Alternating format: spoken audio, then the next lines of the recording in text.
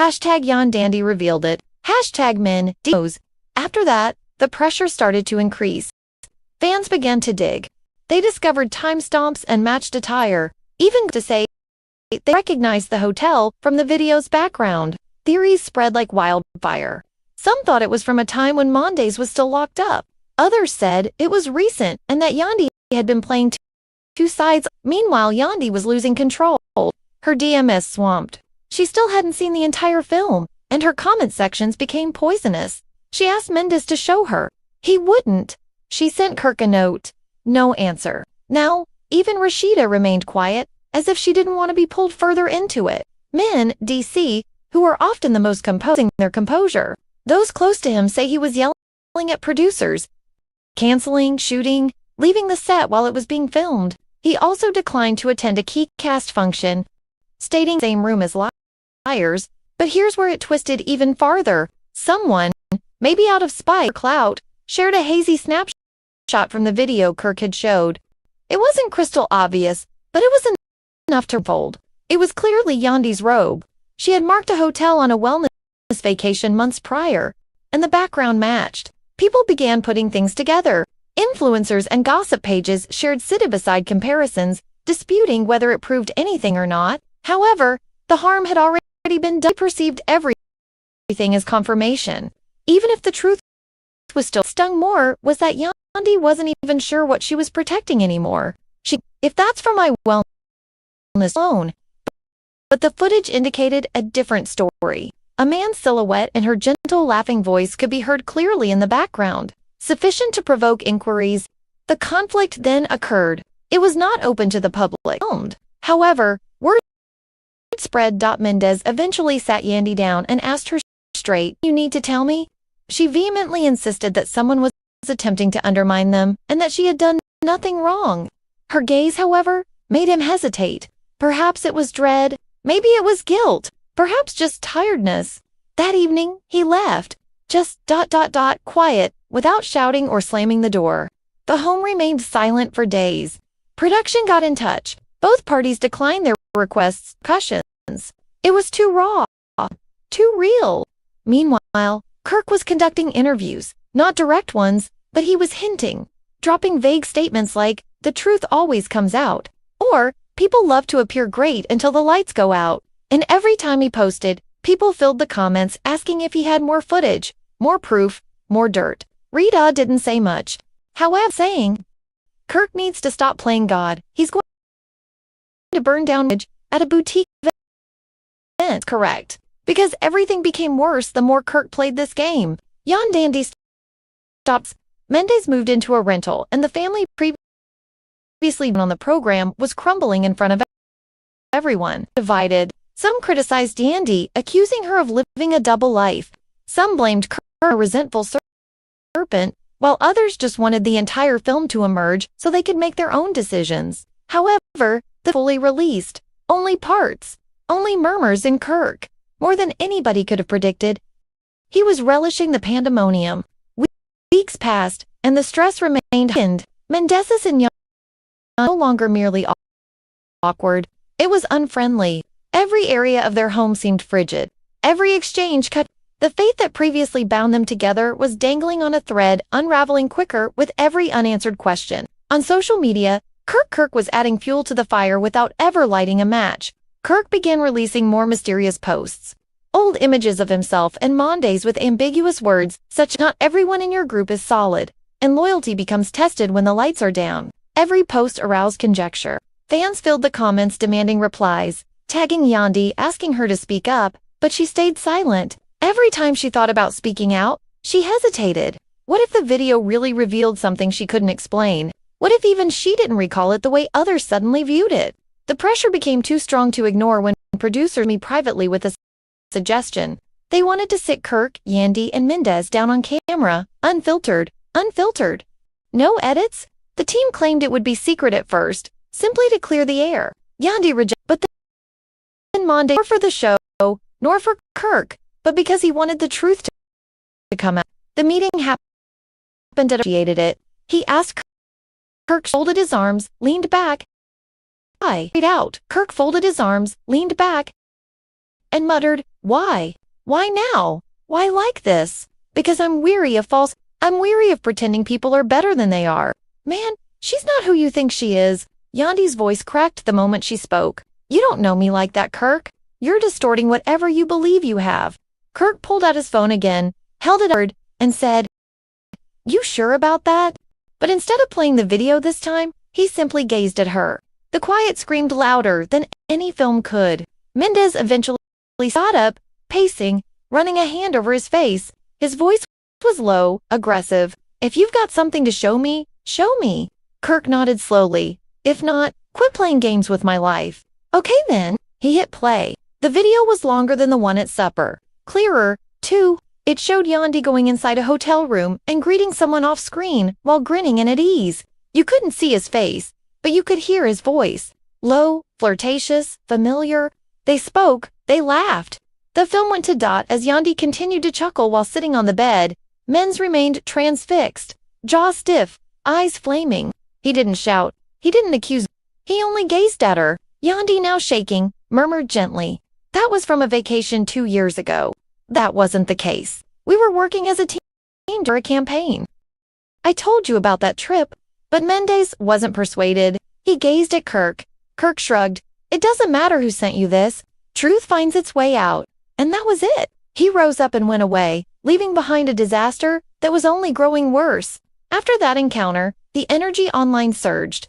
Fans speculated wildly. Screenshots from the footage started surfacing. Someone had leaked bits. Blogs published headlines that screamed treason. Influencers dissected the body language in the video for hours. Was Kirk distorting the facts, or was she lying? Did Mendeecees already know deep down? Meanwhile, Yandy sought to perform damage control. She produced a video, voice trembling, explaining her side. She confirmed being in the hotel room, but denied anything untoward happened. She claimed people were weaponizing, twisting it for attention. She even hinted at legal action, saying that the footage will have repercussions. But the comment section wasn't nice. People called her defensive, false, deceptive. Some supported her, pointing out how Kirk had a history of stirring the pot. But the majority, they weren't buying it. The tide had changed. Mendeecees, for his part, disappeared from public view. No postings, no pronouncements. He stopped showing up at events, skipped press runs, and even pulled out of a scheduled interview. His silence screamed more than any denial could. Behind the scenes, everything were collapsing. Yandy's team attempted by proposing sit-downs in the story. But produced too much heat, too much volatility. Spout laid. Her brand, strong and familial focused, was starting to buckle under the weight. Scarcore, however, was riding the wave, hinting at releasing more film, more receipts. "This ain't the whole story," he stated in an Instagram live. "To know the truth, give it time." People were unable to when asked about Kirk's part in all of this during a podcast interview. Rashed finally broke her silence, sighing heavily and said, "I can tell if he was bluffing or holding back for maximum effect. I told him to stop. It wasn't worth it," I informed him. "This ain't just TV. These are actual families." He didn't listen though. He never does. That footage went viral too. Fans started criticizing Kirk, accusing him of being untidy, envious, and attempting to bring others down in order to divert attention from his own troubles. They reminded everyone of his unfaithful past, his problems with Jasmine, and how Rashida had been silent through all of it. He wanted to be a moral judge now, but Kirk didn't back down. He tweeted a mysterious message that said, "Snakes hiss louder when they're surrounded." People felt it was directed at Yandy, maybe even Rashida. It fueled the already roaring flames, although no one really knew. And then came the inconceivable. Mendeecees was photographed out in Atlanta with another woman. It wasn't confirmed, and no faces were plainly visible, but the time-odd bloggers jumped on it. Rumors arose permanently and was already dating someone else. Yandy's followers jumped to her rescue. If he could walk away so quickly, maybe he was never completely committed. Others alleged she pushed him away, watched, checked their feeds, and waited. At this time, the facts hardly mattered. Perception had taken control, and it was brutal. Everyone involved was bleeding from the aftermath, and the harm was done. However, the tale not yet. Due to the fact that those who initiated this disaster had not By no means. The atmosphere in Atlanta's reality TV culture was oppressive. The impact from Kirk's stunning announcement has converted what began as a whisper into a full-blown media circus. The blogs persisted. Podcasts were unable to quit analyzing every emotion on people's faces, every statement, every snipped moment from Yandy's apologetic video, and the fans. Like it was their favorite soap drama, they were imprisoned. Only this time, the pain felt a bit too genuine. Inside Yandy's home, the energy had transformed dramatically. Now the cameras were off. No help, no scheduled interviews, no humming production crew, just stillness as light kits are being put up. True, unadulterated quiet. Mendeecees had departed days ago and hadn't returned. His side of the closet was notably emptier, his fragrance gone, his toothbrush gone. And in that absence, Yandy found her face she didn't recognize anymore. She attempted to give him a call. No response. She left voice notes, gentle, begging, perplexed. Mendeecees didn't block her, but he didn't answer either. His absence wasn't loud.